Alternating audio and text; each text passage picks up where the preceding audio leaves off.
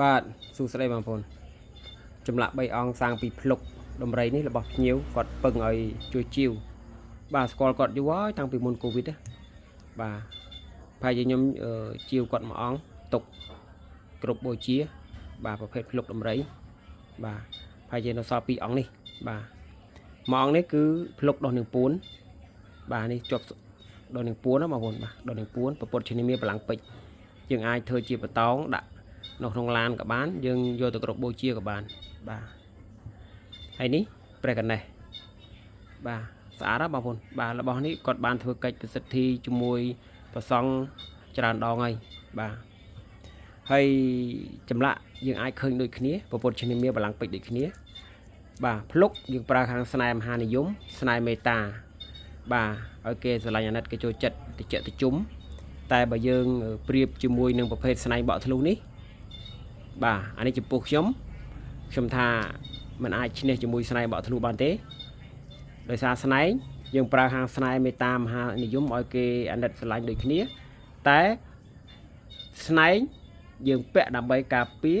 មុនខ្មៅបាទបងប្អូនត្រូវអាគមមុនគេ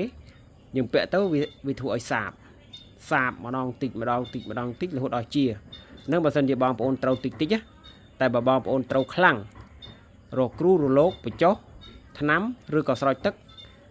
ហើយយើងមានរបស់ការពារខ្លួនអាហ្នឹងជាដាច់បាទតែបើភ្លុកខ្ញុំមិនដែលឮចាស់គាត់និយាយថាយកទៅប្រសាអំពើទេអត់ទេ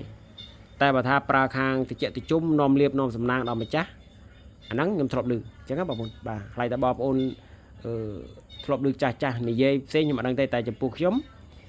តាំងពីខ្ញុំប្រើស្នែងហើយក៏មុនខ្ញុំប្រើស្នែងខ្ញុំធ្លាប់ឮចាស់គ្រូក៏គាត់ធ្លាប់និយាយដែរបាទស្នែងបក់ធ្លុះគឺខាងអាគមមុនខ្មៅភាសាអំពើលេខ1បាទលេខ1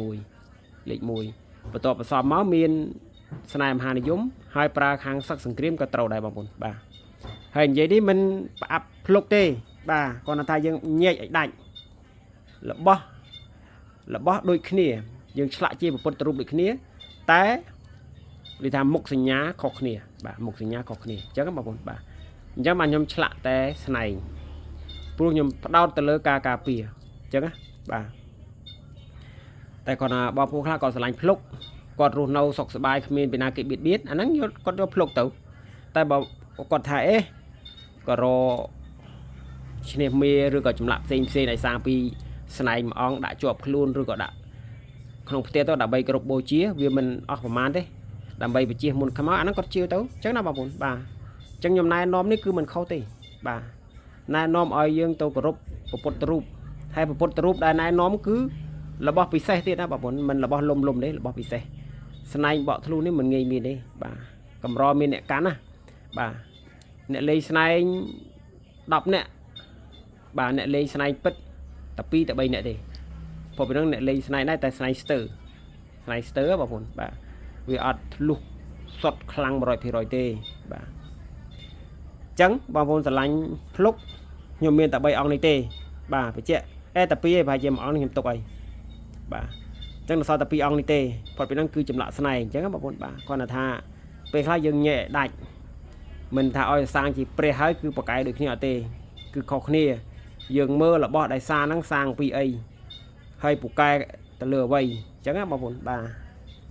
មិនថាក្លឹមមិនថាបញ្ញាទេគឺពូកែដូចគ្នាតែអារឿងភាសាអំពើនេះទុកចិត្តលើស្នែងទៅបាទស្នែងគឺលេខ1បាទនិយាយអញ្ចឹងស្នែងឡើងថ្លៃទៀតដែរបាទអញ្ចឹងសូមអរគុណ